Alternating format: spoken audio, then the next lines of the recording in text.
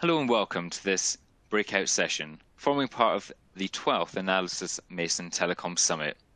My name is David McElroy and I work as part of Analysys Mason's online events team.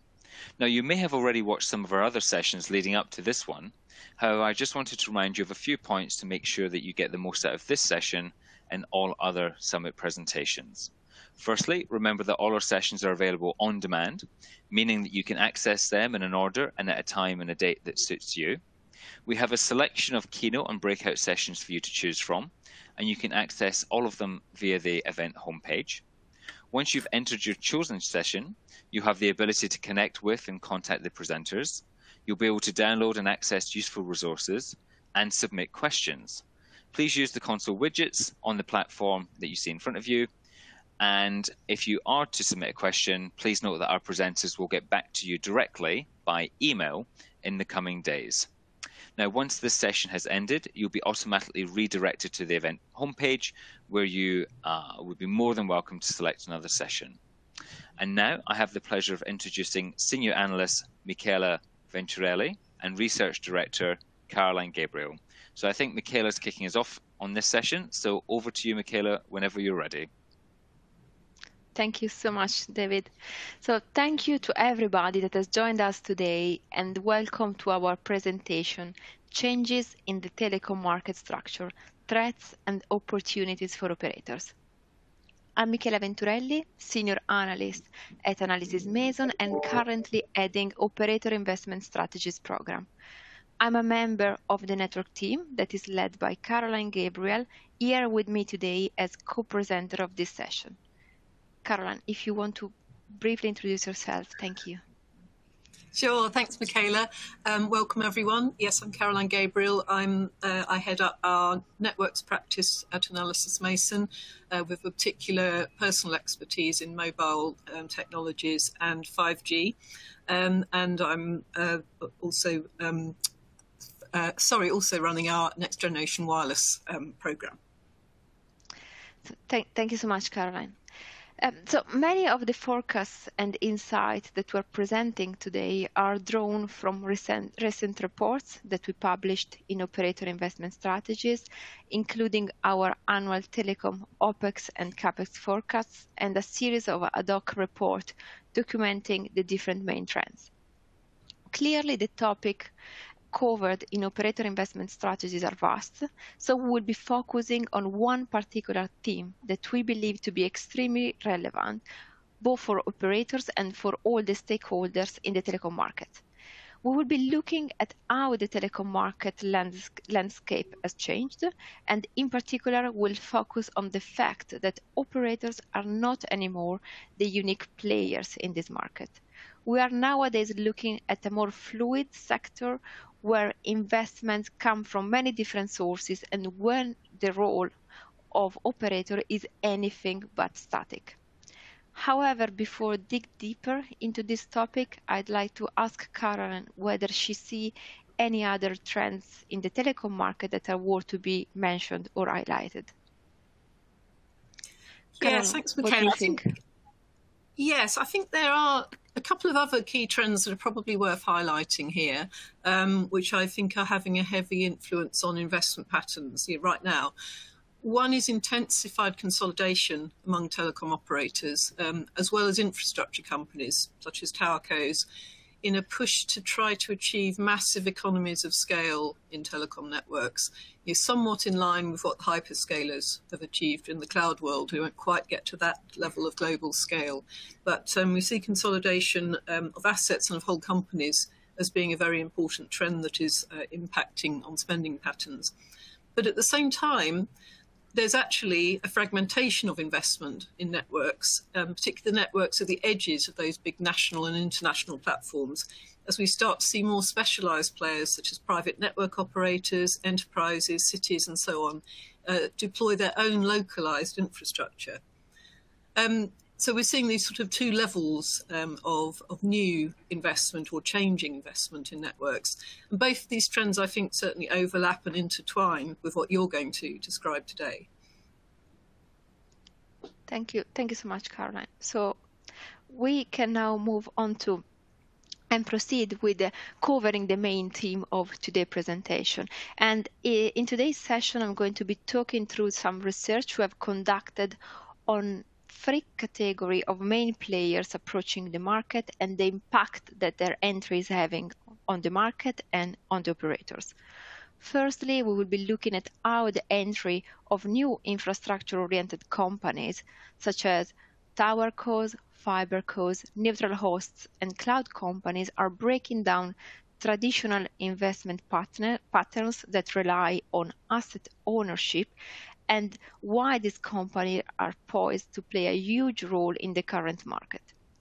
Secondly, we will discuss how the entry of players of the likes of utility companies that can extend the scope and the type of sharing models can further expand the benefits given by new co-investment pattern and can enable operators to differentiate their commercial proposition. And finally, we will look at how the entry of greenfields operators that have new way at looking at OPEX, CAPEX, services, and in setting up their organization will impact the competitiveness of brownfields operators. So clearly, new entrants will intensify the change in spending patterns. Trends such as spectrum sharing and the rising demand in enterprise services will require the diversification of the type of organization that deploy and run telecom networks, and also of the services that they can offer. This will attract new funds in the telecom market, which is very, very interesting to observe, since those new spenders have very different CAPEX and OPEX profiles, because they don't have legacy network to operate, nor they have an established supply chain. So the biggest growth in spending in terms of CAGR by 2027 will come from 4 different categories of network deployers. Those 4 categories will account for 11% of the overall spending by 2027.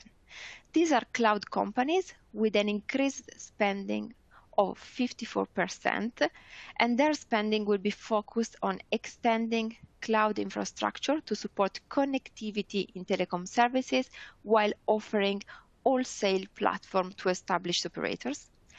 The second categories are mobile new entrants that will typically move and will be more inclined to adopt cloud-based infrastructure and architecture while limiting their investment in physical infrastructures. Then there are the B2B and private network operators, and those will be targeting specific enterprise network. Therefore, the way of building network will be more targeted towards an on-demand approach. And finally, wholesalers that are the more established players between the 4 categories presented here, and therefore their CAGR growth is more contained. However, wholesalers have become a more important player in the last 3 to 4 years, particularly in the wireless business.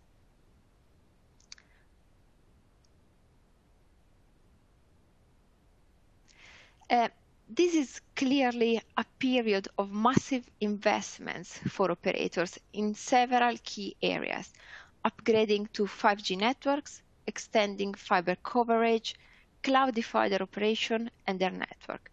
All this spending is intended to support more user cases and diversify their revenue streams. This clearly requires huge investment in the network in order to support higher data rates, higher quality of services, ubiquitous connectivity together with increased capacity. How operator will be managing their assets can hugely contribute in keeping the cost under control as operators have to face these big changes. We have identified 4 main strategies, all of which involve different potential savings, benefits, and risks.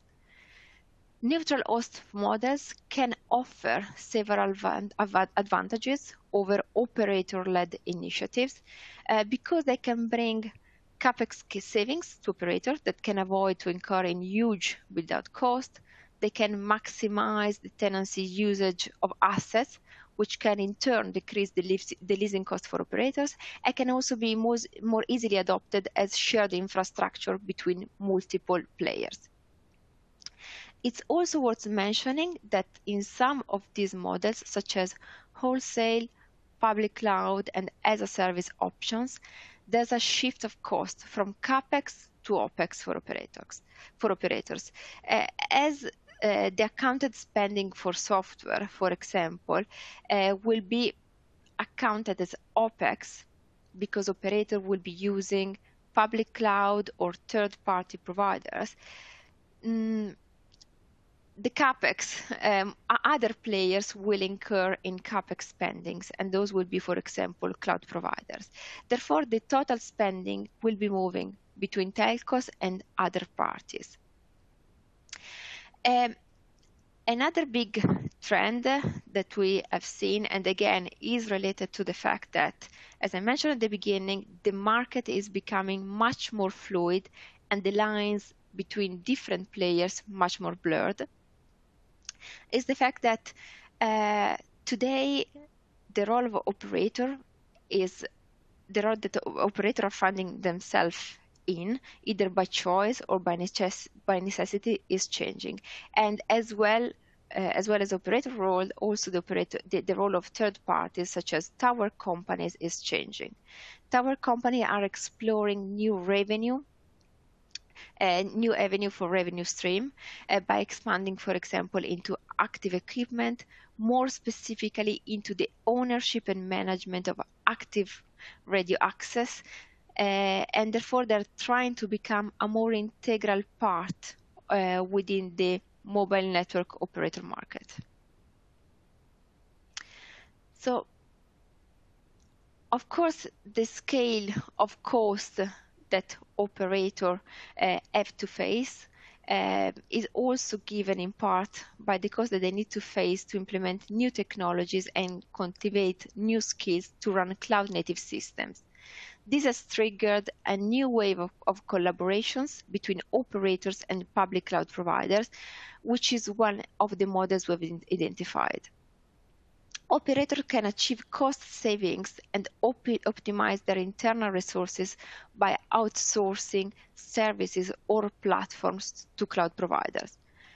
Operators can avoid the cost of upskilling staff and recruit new teams to build and manage IT platforms or enterprise services, and instead rely on public cloud provider resources to deliver them. Operators have established indeed many partnerships with public cloud providers that cover edge compute, enterprise solution, IT platform, and connectivity. But as operator confidence in public cloud infrastructure grows, operators are showing more and more inclination to move even their critical network workloads and assets to public cloud provider platforms. In fact, we expect this model to become more common in the long term to support network workload at scale. And for instance, 3 partnerships, namely Dish, Bell Canada, AT&T, with 3 different hyperscalers, were announced in 2021 that involved operator moving their critical network function to third-party cloud infrastructure in order to drive operational efficiencies and increase network automation. So as operators face significant challenges as they deploy 5G, focus on fiber expansion and cloud migration, the cost efficiency that can be derived from increased levels of infrastructure sharing are more and more welcomed by operators.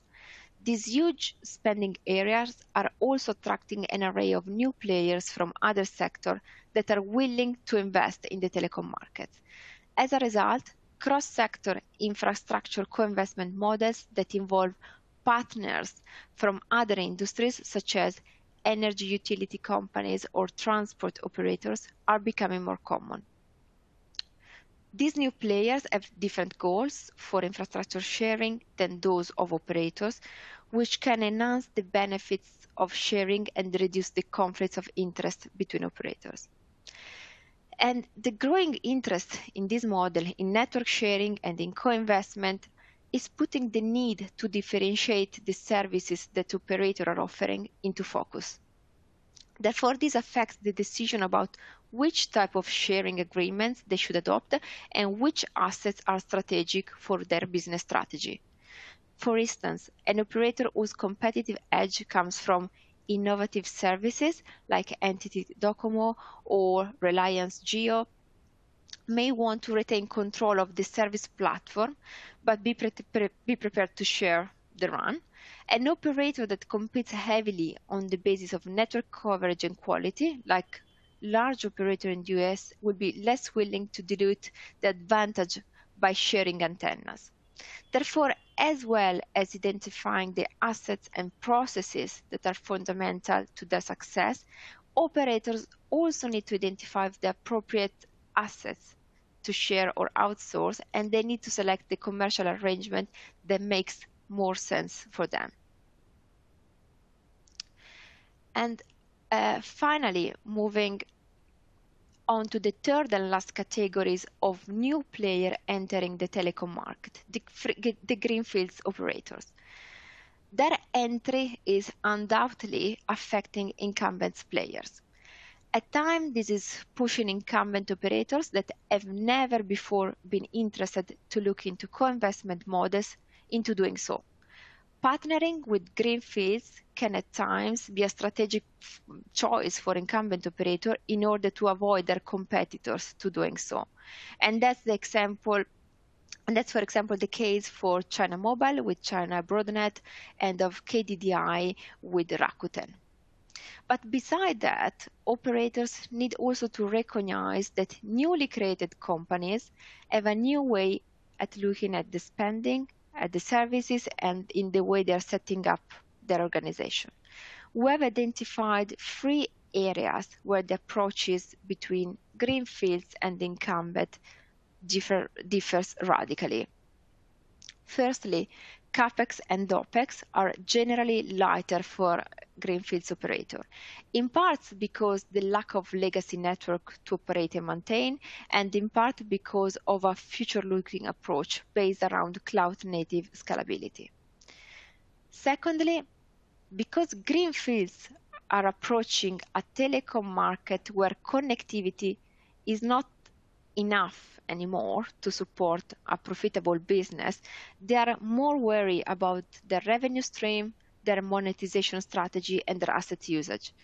And most importantly, they're doing so from the very beginning, not in a reactive manner in order to offset a declining core business. For example, Rakuten investment in developing new technologies and skill was then timely monetized with the creation of Rakuten Symphony, which include a suite of services and products that Rakuten can offer to other operators. And finally, greenfields operators are establishing deeper collaboration with hyperscalers and are investing heavily in playing an active role in the development of future technologies. Their inclination towards open and disaggregated technologies make them natural team players, more used to exist and live in an ecosystem of vendors and in dealing with a more dynamic and rapid procurement process. So with these 3 points, of course, I don't want to declare the winner or the losers between incumbents of greenfields. I simply want to make the point that the 5G era and the current customer demands require experimental approaches to spending, and that brownfields operator in some instances should follow some of the practice adopted by greenfields operators. So just to wrap up the presentation, the 3 main points I'd like to highlight are the fact that operators should be prepared to reassess their asset ownership and align this with the changing business strategy. Secondly, operators should consider that the ecosystem where they're living in, the telecom ecosystem, is expanding, and therefore they should be pushed to consider a new range of players with who they should relate and they should co-invest with. And finally, incumbent operators should be prepared to learn from the successes and failure of greenfields operator while keeping their strengths at core. And with this, I conclude the presentation, but however, as we wrap up this section, I'd like to touch upon one more topic that at present is strongly related with the economics of the telecom market and is at the core of operator investment strategy program. I'm referring to the elephant in the room when it comes to discuss about operator costs, and that's the growing energy cost and the increasing inflation that many geographies are experiencing, and as a result, many operators too. So I would like to ask Caroline. Caroline, do you have any thoughts about how the current socioeconomic situation, how the inflation will affect the operator spending, and also whether this changing in the economics will affect how operator will interact with the free player we mentioned in the presentation? Yes, thanks, Michaela. Indeed, it's a huge question, of course, and I think we're all grappling to sort of understand the fluctuations in the global economy at the minute. But I think as we sort of reevaluate our forecasts and assumptions for the next round of reports, I think we're seeing that inflation and general economic pressures are certainly going to have an impact on spending on networks and telecom infrastructure over the next few years, probably up to the next 5 years. I put these in 3 particular areas. For a start, inflation will certainly drive up device costs and squeeze consumer spending power.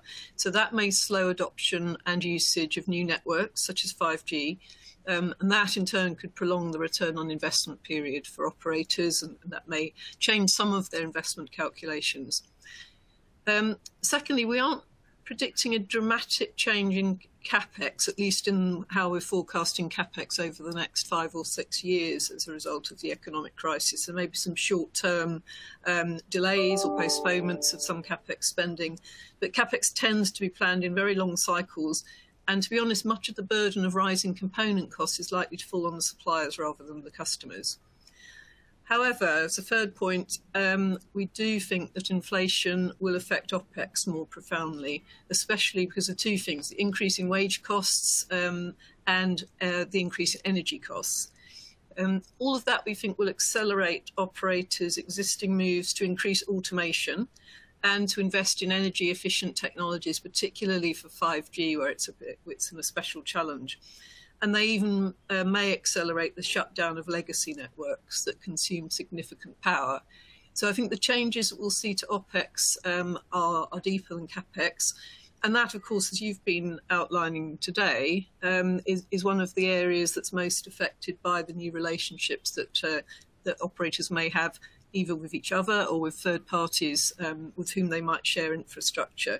So the kind of shift of spending to some extent towards OPEX, but then trying to bring that OPEX cost down will be a huge challenge for operators in the coming few years.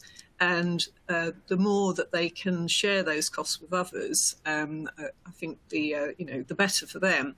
So overall, I'm sure that the economic pressure they're under will intensify their willingness to think in novel ways about how they invest in infrastructure and how they can share as many costs as possible with third parties, even operators who previously have been rather reluctant to share their assets with others. Thank you so much, Caroline, for sharing your insights on this very important topic with us. And thank you, everybody, for listening. And over to you, David. Thank you very much, Michaela. Thank you very much, Caroline, for this really interesting and informative presentation. And I'd just like to thank everyone who's attended the session. Now, I'll just quickly say before you go, as a reminder, that you can access some useful resources and download those via the resource widget. You can still submit a question to our presenters. They will pick up those questions in the coming days and respond to you directly by email. And lastly, please feel free to make your way back to the event's homepage, which will be directed to automatically in a moment, and join us for another session. So we hope you enjoyed this session. Thank you again to Michaela and Caroline, and we look forward to welcoming you to another Summit presentation very soon. Thank you again.